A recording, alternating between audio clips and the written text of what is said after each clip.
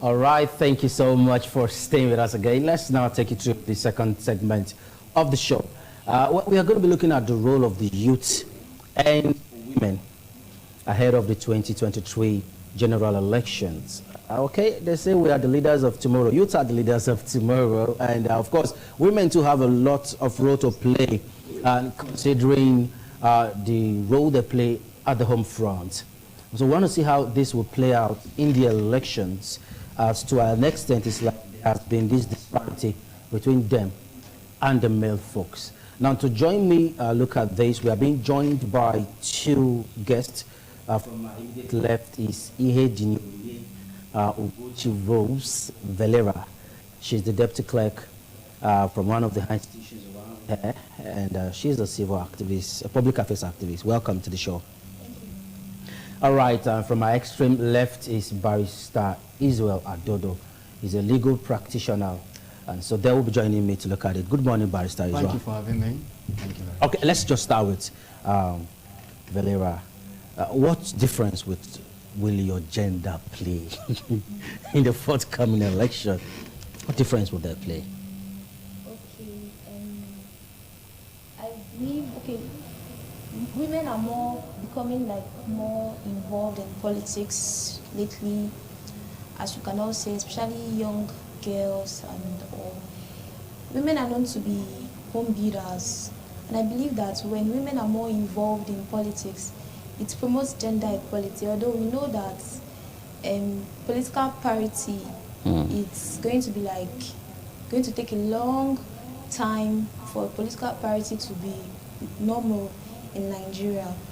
So I believe that when women are more involved in politics, it promotes gender equality and it makes women more responsive to their immediate environment, and it also makes women more accountable because you have given them position to be in decision making. You have given them position to make decisions that can affect a lot of people. Okay. So it makes them more accountable and more responsible, not just to themselves, but to the society at large. Okay, now, Barrister, so do you share in her thought? Well, she's not far from the truth. I think women need to come out and be more involved in politics.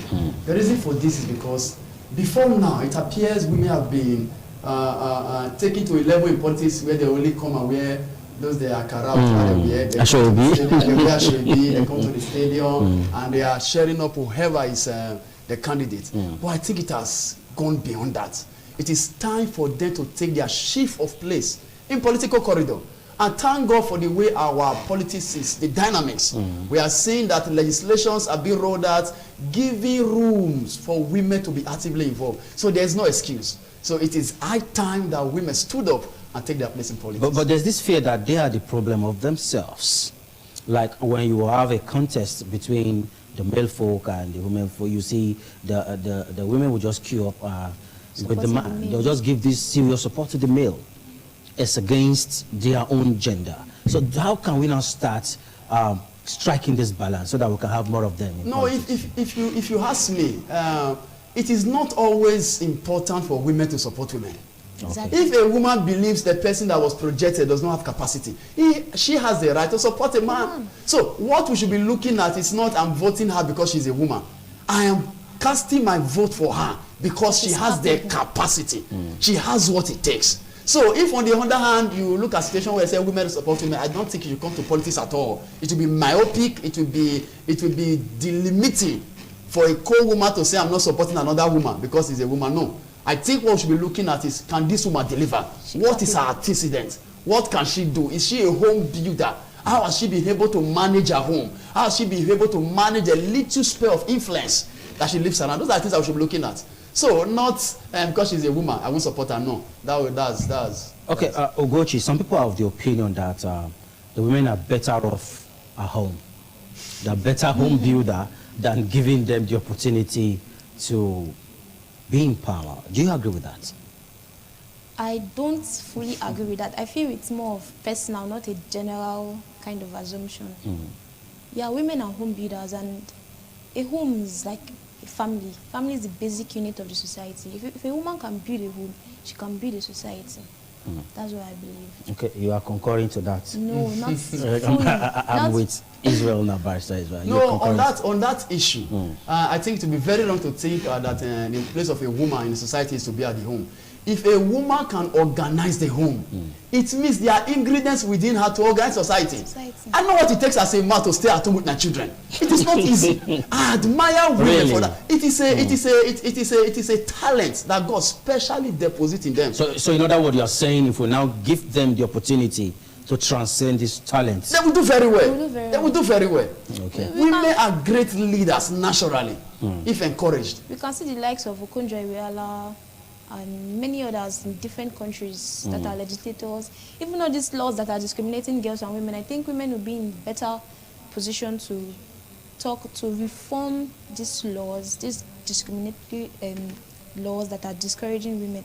And I believe that when, for instance, as a girl, when I see girls more involved in politics, it's encouraging. Like, oh yes, if she can do it, I can do it. After all, there's no difference between, she doesn't have two heads. I don't have two heads. There's no difference. If she can do it, I can do it. Okay, but Barrister Israel, gender inequality has been a major factor militating against their involvement in politics, mostly in this part of the country. So how can we start giving them this assurance that despite your gender, you can still be what you want to be? All right, let's take it home. Now, the issue of women being segregated from politics started long ago. As a matter of fact, it came with our tradition and culture. You know, before now, it was even an offense. It was, women were not even allowed to vote before now. So, when the colonial masters came, that was the idea that they drove in, that no, women are not supposed to participate, let them be at one corner, a lot of those things. But with time, we discovered that gradually women were coming up. So, the issue of gender inequality, to some extent, if you tell me, is being taken care of.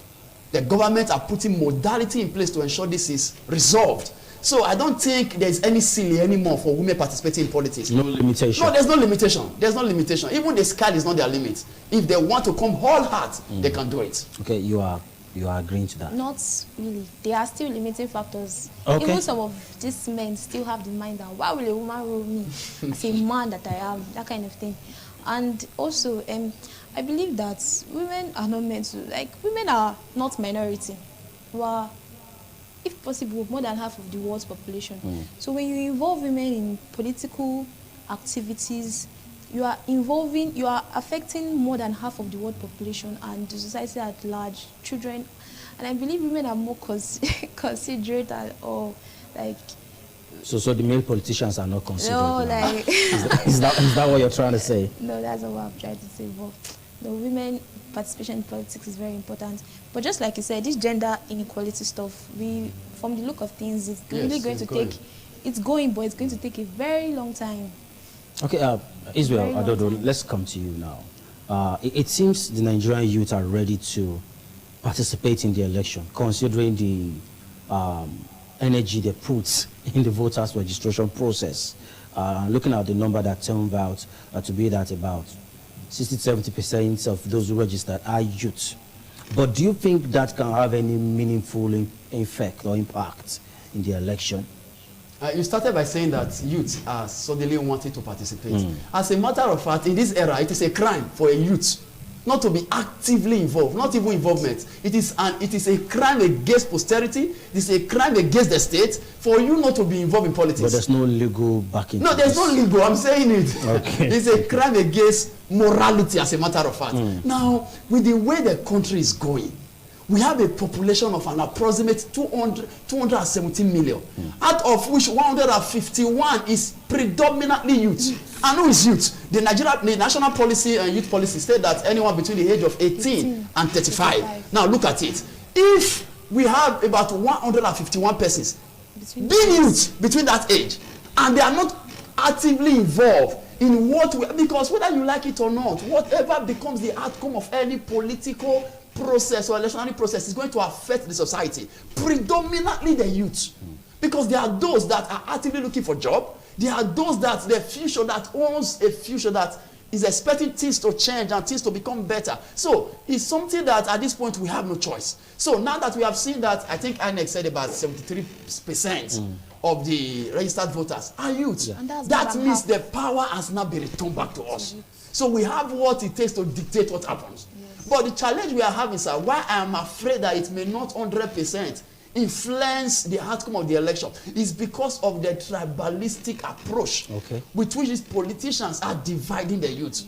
They are not making us look like if you are from this tribe, you should not vote this tribe. If you are from this religion, you should not vote. No, it should not be so. What we are looking at is a common good. Before you belong to any tribe, before you belong to any religion, you are first human. Yes. And if as human you are not bothered with what affects you, there's an issue. So let's take away those tribal sentiments, religious sentiments, and look objectively, holistically. How can we take this country forward? What will be the outcome if this person is messed up? We can't afford to have another 4 years or 8 years. Just like what we are experiencing now. If we miss it this time, it will be difficult for us to get it back. So the youth must be actively involved and be rational in their approach. Talking about missing it, Ugochi, the economy is biting hard, no doubt. And everybody. It's hitting everyone. And to an extent, some people are still saying, well, I can still sell my vote in as much as they give me the money. It doesn't really make any difference. And we've been advocating against vote buying and selling your franchise. Now, do you think it's normal for someone who is going through this stress and hardship to still come back and say, I'm willing to sell my vote? Because I've sampled opinion. And to an extent, some will just tell you, I can still sell my vote. You understand? So should any right-thinking youth be talking about that at this point? Okay, actually, I don't believe it's normal. It's very abnormal to sell. For how much? For 4 years.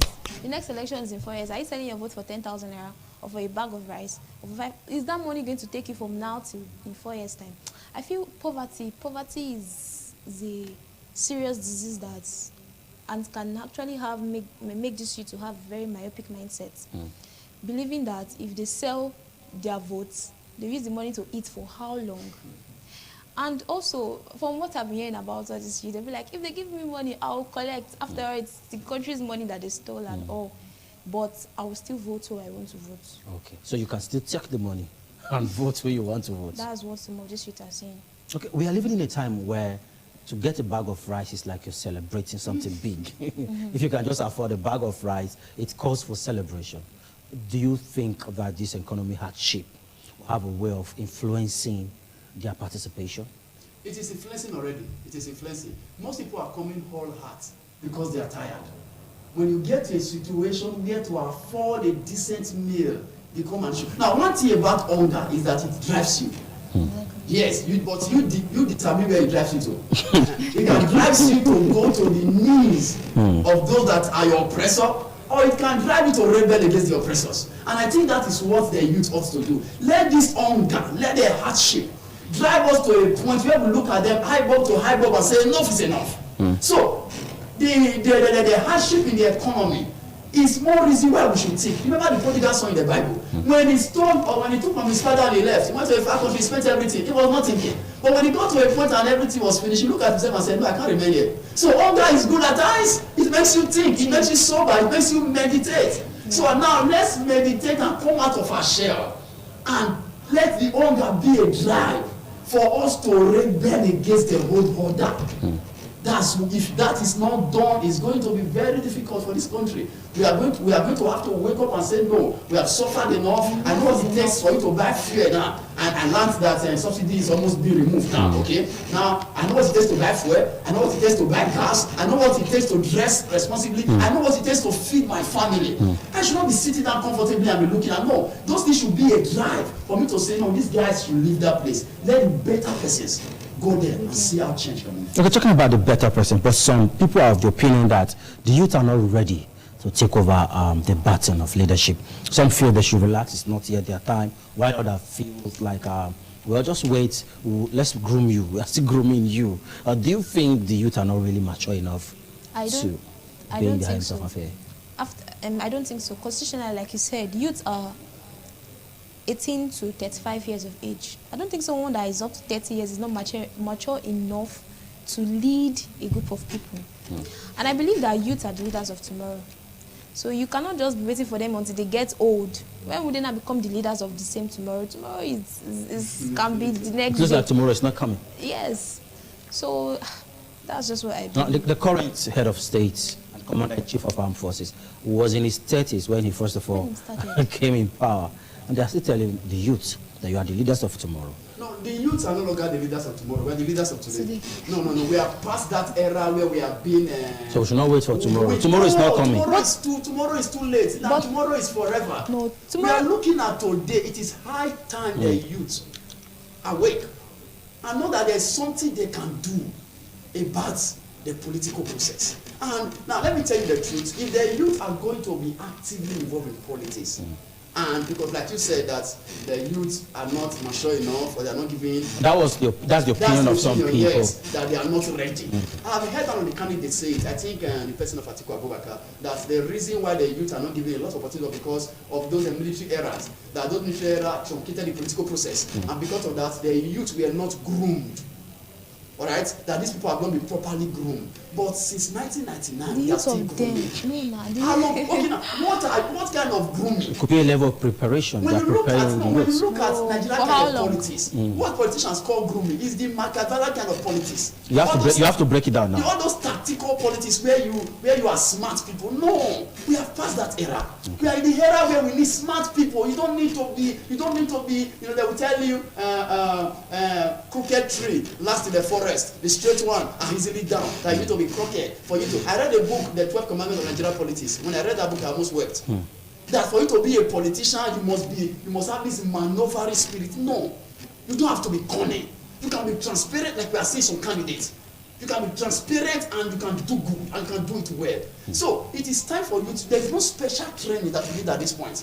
Let's look at the world all over. We are seeing young men doing things, doing big things, doing big. But the problem we are having, like because the political process, though we have had a not too young to run heart and all of those things into place, but the political parties are the problems.